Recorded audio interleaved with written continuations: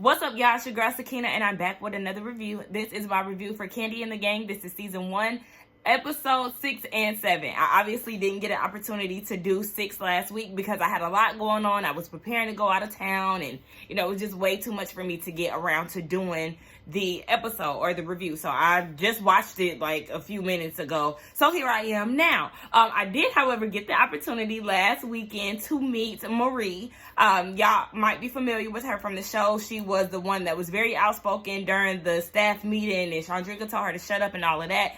And come to find out, she's actually siblings with Shardo, and I got the opportunity to meet him as well because he was working at the same restaurant that I was working at. Not working at, but I was visiting. I won't give y'all the details of where they work because of privacy purposes, but yes, I was out enjoying a drink or whatever, and Marie was my waitress, and I was like, wait, you work at OLG, don't you? And she was like, yeah. I said, I recognize you from the show when we started chopping it up, and that's when she told me that Shardo is her brother, and he was actually working that day, so I got the opportunity to meet him. I told him I'm a YouTuber. We was chopping it up. We follow each other on Instagram. Shout out to Shardo and Marie. Y'all definitely are cool people.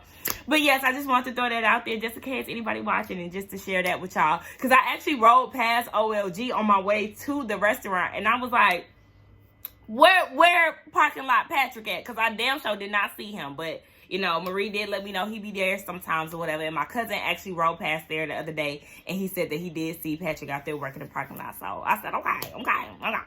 Anyway, let's go ahead and get into this review. I don't have any notes for this, so I'm pretty much just going off the top of my head because I'll be watching and reviewing episode 7 and giving y'all more of a thorough review, but I'm just going off the top of my head. Kandi did go over to Patrick and Melvin's house, and she was giving a tour. She was like, okay, well, y'all having a housewarming? No, because Safari doesn't want the people from the restaurant, aka Chandrika, to be a part of the festivities and know where he lives. I mean, sis, at this point, I'm pretty sure everybody know where they live at, okay? Patrick had on a Gucci floppy hat with a red vest. I don't know what kind of weather he was giving off, but whatever. They was walking right down the street behind the building to his house. Child, listen, I'm sure the whole staff know where they live at. But anyway, yeah, this all boils down to Chandrika. And Kandi was like, okay, I can understand why she wouldn't want Chandrika there because they do have a history. However, baby, you're the life of the party. So if that's what you want to do, then do that. You don't want to get too caught up in this relationship that you have with Safari because everybody is noticing if Safari said this, Safari said that,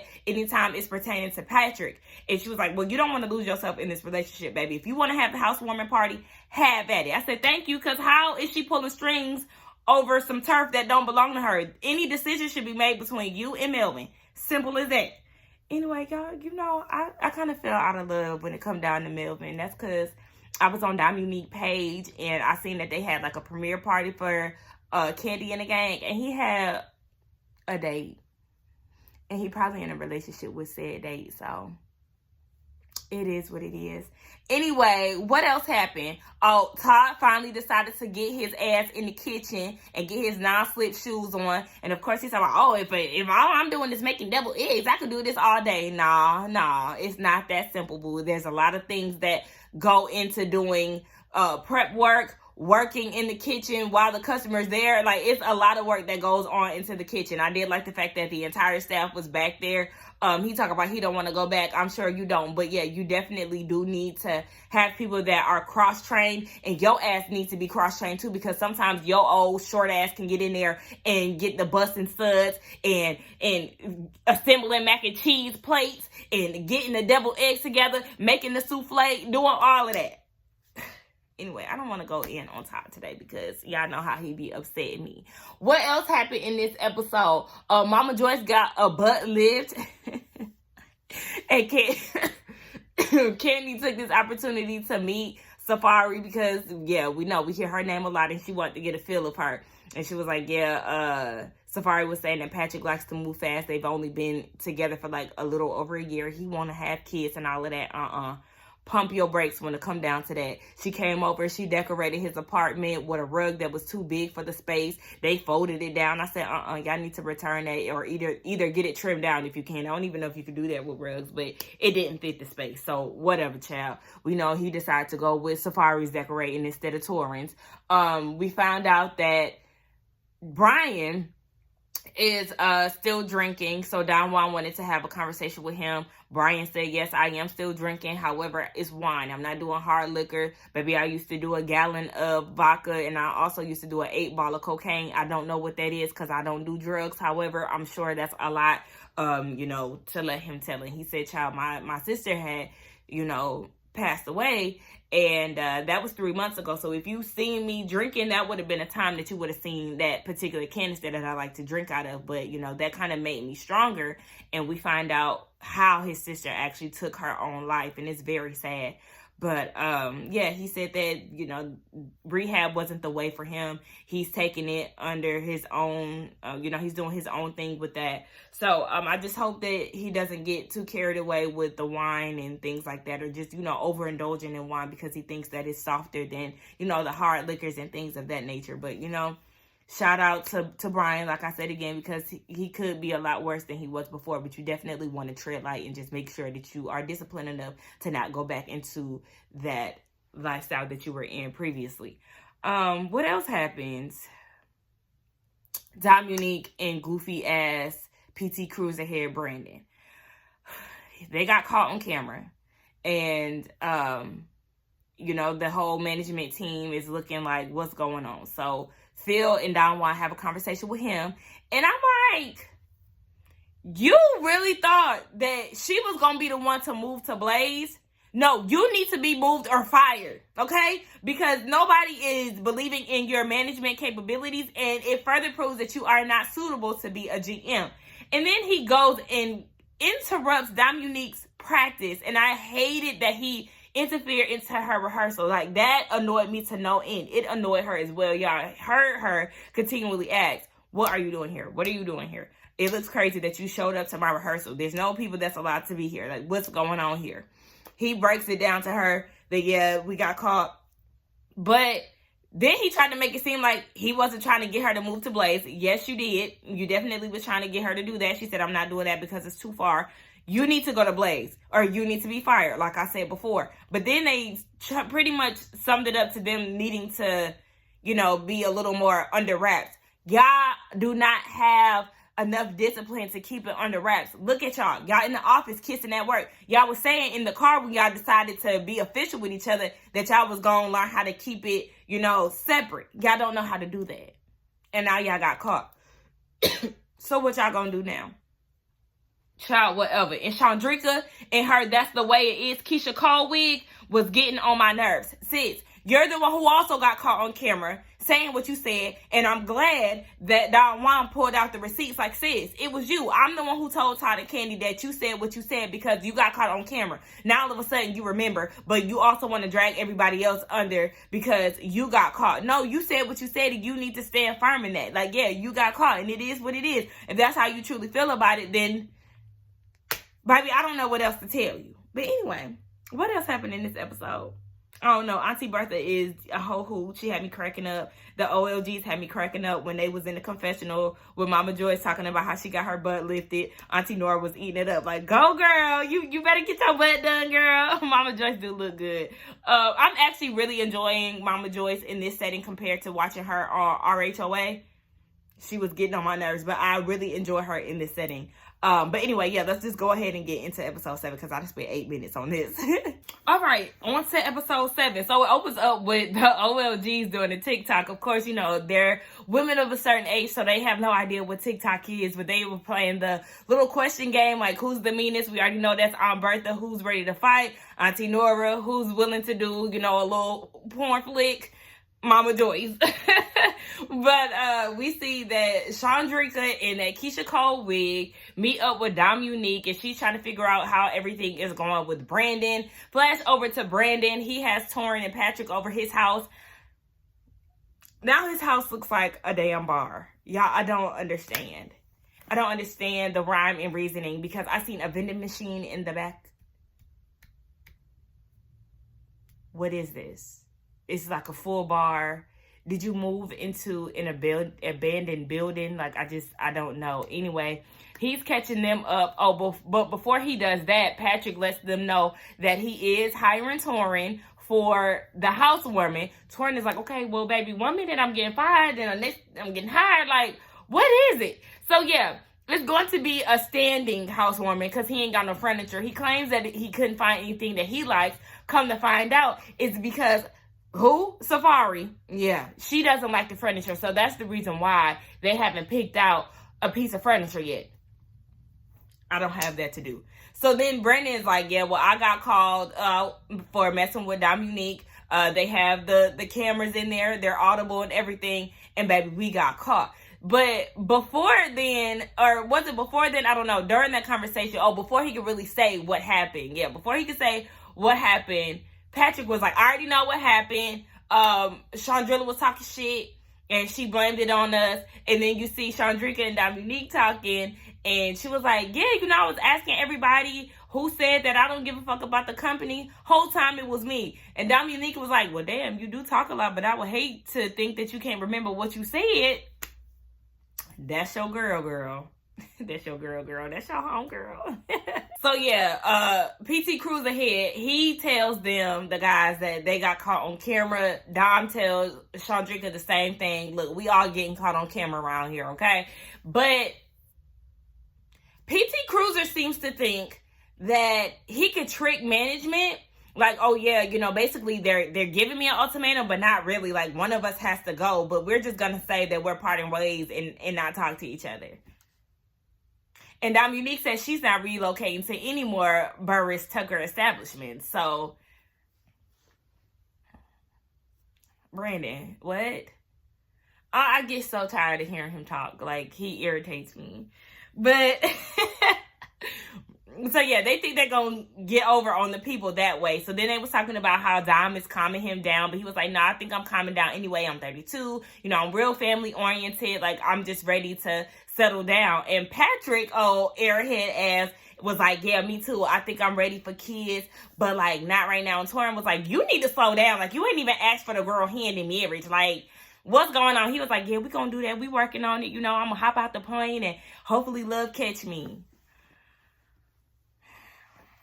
You just doing shit. Anyway, that's y'all problem. If OLG don't do nothing else, they gonna have a problem. They gonna have a drain clog, some flooding going on, PT Cruiser in his phone. Just like Phil said, he reliable. He gonna show up. It's just what he gonna do while he there. That's the question. And we know he guaranteed to sit around on that phone and eat at the bar and flirt with Dominique and kiss her on the clock. Child, just a mess. So Philip and Don Juan are trying to get the drain fixed down on the floor drain. They trying to get that together. Chandrilla is like, Brandon, they need you. Who need me? As he walking around on his phone. Meanwhile, we see Parking Lot Pimp and Patrick. He doing his job, and he's also calling the OLGs individually, and he's inviting them over to Kandi House because he wants to do a dessert competition because he feels like there's only 2 items on the menu for desserts and they need another thing. He said they need, Aunt Bertha's juicy pound cake on the menu or something like that. I actually liked his confessional look. I'm noticing that some of these new confessionals don't have that glossy filter. Thank God. But I like Patrick with hair. Like, that was actually a look. Yeah, so he's inviting the ladies over. I think it was so cute watching him or hearing him and his grandma have interaction. Auntie Nora was ready, baby. She was like, look, baby, I'm ready. I'm bringing my cake. Auntie Bertha was like, look, this juicy pound cake is on the way, boo, okay? So I already know they're going to be acting out. But, child, just the operations of OLG be stressing me out, and I don't even work there. So we get down to this cake off, right? And the OLGs, they arrive. Todd said he's going to be the referee. Meanwhile, Kandi, Patrick, and Melvin, they're going to be the taste testers. Todd, in his confessional, trying to throw shade, he was like, there's a competition between the OLGs. Aunt Bertha, she'll say she cooked the best, but then Auntie Nora will say she could cook too. And then Mama Joyce, all she make is pound cake, and it's probably out the box, but he ain't gonna tell nobody. So he ain't gonna tell nobody, but you just told us on TV. Anyway, Mama Joyce was asking Patrick and Melvin how they living together in their new spot. And she was asking them what they wanted for a housewarming gift. And Melvin is like, Grandma, talking to Aunt Bertha, you want to buy me a cake mixer? She was like, I ain't going to buy you no cake mixer. I can give you mine and then y'all can buy me a new one. She is amazed. Todd is trying to shade Mama Joyce's pound cake. Auntie Nora made a coconut cake because her church members love it. They go up for it. And Patrick Dingy said, I like the sauce that's underneath. And she said, it's icing, it's not sauce. Like, nigga, what? So then Mama Joyce made an angel food cake, pound cake. Ugh. I hate angel food cake. I hate devil cake. I don't like the names on top of that. But angel cake, it's nasty. She made a pineapple angel cake. And, you know, Chef Bay Melvin said he would have preferred strawberries instead of pineapples, but he likes it. And Patrick said for him, it's a mood cake. He said, you know, you could go to a nice restaurant and eat that, then take it home, and you and your lady eat it off of each other. They just be out openly and sexually with their elders. I would have been a little more reserved. Yeah. So they end up voting. Well, actually, they tried Bertha's cake first. And Auntie Nora said, well, I'm not going to lie, baby. It's not her best. But Kandi liked it. She said, you know, it was just a standard pound cake. And Ty was like, I mean, I go up for your chocolate cake. It's one of the best cakes that I've ever had. Like, why did you decide to choose a pound cake? She said, because it's quicker. Hello? Y'all the ones who done called me down here to make this damn cake. So I'm going to choose what I want to choose and what I want to make time efficient for me. So that's the reason why she went with the pound cake. But yeah, Auntie Nora said it wasn't her best. So they decided to vote. Melvin, he went with his grandma. He went with Auntie Bertha. Auntie Bertha went, I don't know. Bottom line, they decided to go with Joy's cake. And Auntie Nora in her confessional said, we don't need to have the grandsons judge it, basically because they biased. But Patrick voted for Mama Joy's cake. So, I mean, the only one who voted for his grandma was Melvin. But she said that Auntie Bertha had burned her pound cake. Look, she wasn't for the shits anyway. She didn't want to be down there. I'm sorry, y'all. So, Dom and PT Cruiser, they go out to the doggy dessert place or whatever the hell, and they're trying to figure out if they're going to go to this housewarming together. Dom, I love you, sis, but why are you stressing the issue of y'all going together? Why do you and PT Cruiser think that y'all can outsmart the people of your workplace and say that y'all are not together, but then show up to Patrick's housewarming party, and then the OLGs and Kandi and everybody else is probably going to be there? This is family. Just because y'all outside of work, PT Cruiser, doesn't mean anything. Like, we get a quick little scene with Brian and Torin. Brian had came over and brought his egg rolls over to Torin house because he will be sponsoring the housewarming. You know, Torin is doing this free of charge, and he feels like, you know, bring your egg rolls. And Brian was like, okay, I mean, I'll bring 3 and just cut them up in little pieces, you know what I'm saying, a little simple. But he said, nah, he'll go ahead and do it because, you know, the more the merrier, the exposure, it's all good. And then Torin was saying how he wasn't able to get a hold of Patrick, but pretty much everything is finalized, and if they complain about anything, then he gonna charge them. And then they started talking about Safari and how she was, you know, decision making over everything. And Brian was like, is she smart? I'm not saying she dumb, but just like Torin said, you know, when you meet her, she got a little, but she's beautiful, and that's no doubt.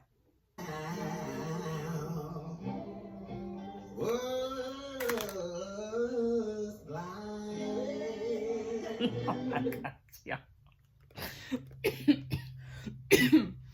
This housewarming is a mess. Okay, y'all don't have no furniture. Y'all have old ladies in the building. People are going to want to sit down, especially the older people. Can we get something from OLG? Like, please, what is going on? Speaking of OLG, you got Chandrika, June, Brandon, and Dom thinking because they sit 2 seats away from somebody ain't gonna catch them. Like, ain't gonna catch on that they still messing around. They hugging and all it. Anyway, down at the house, child, as y'all can hear, Brian decides to take the stage and sing Amazing Grace. And I was with Bae Melvin. This would not be my rendition of a housewarming party, but you know, hey. And did y'all see Safari getting all snappy when Todd was like, look, y'all out here giving old vibes. Me and Kandi younger than y'all, and we don't live like this. You know, he was just talking shit. And then Patrick was like, you see, they don't really know me. They think this is all you, and they don't know me. Ooh. I was with Kandi. Oh, girl, okay. Sis, y'all know how I feel about Safari. I ain't featuring her. Everybody's starting to get on my nerves now. So, Chandrika and the gang, who was it? Chandrika, June, Brandon, and Dominique, they all get ready to go to Patrick's house. Now, Dominique and Brandon, they decide to go first and leave Chandrika and June on the curb. I don't understand this. Like, just go or don't. Like, y'all are making this bigger than it needs to be. But I guess because entertainment purposes. So, they get there, Dominique and Brandon, of course, hand in hand. They're like, oh, everybody looking like, oh, okay, so this how y'all coming through? Okay. So then she lets them know, okay, well, we didn't come alone. June and Chandrika outside. Of course, Safari doesn't like this idea. And they're like, Torin basically dropped the ball because Chandrika wasn't invited. There was a guest list. I invited everybody down at Publico, but then I took the invitation back because Safari didn't want her here. I'm literally sick of Patrick and Safari, like dead ass. And Safari is like, she needs to stay outside where she belongs. Like, girl, you're too pressed for somebody. Y'all are in separate relationships. Why are you so pressed about this? But whatever. Now, you know, Patrick is saying that he was drunk when he invited everybody and he didn't communicate it to them that they were uninvited though. So then him, Safari, and Torin, they go outside. Here go Torin. Why y'all sitting out here? Knowing damn well they getting ready to tell them that they ain't allowed to come up. So Patrick is like, it was a miscommunication. Like, yes, I invited everybody down at Publico, but once my lady didn't want her here, then, you know, I had to respect that. June, I'm sure you understand. And then they leave. But it was June being messy for me, talking about, so why Dom, this is the second time he mentioned Dom, while they were sitting outside. So why Dom didn't come out and leave with you? And Chandrika was like, I mean, we just two different people. Stop trying to stir up mess because it's really not that serious. I mean, honestly, I probably would have left too simply off the strength of me not liking Safari's energy. Like, yeah, girl, I'm done with that. But while she decided to stay, her and Brandon just booed up out in the open. They kissing on each other. He rubbing her butt. The OLG's looking at him in disgust because he's being disrespectful as a manager. And really, Kandi was gonna give them a break, and I guess it's probably because her and Todd met on the job or whatever. But Todd was like, "No, we gonna let go of one of them," and I do agree that y'all need to let go of Brandon. Not only is it because he's dating a staff member, but also because he's a piss poor manager. So yeah, that's more of a reason to just go ahead and get rid of him. That was icing on the cake for me. But the OLGs was looking at him in disgust, and so was I.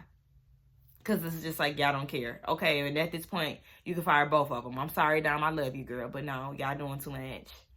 I don't understand what you see in PT Cruiser anyway. But let's get down in the comments and talk, y'all. That was the end of the episode. This housewarming party blew me, okay?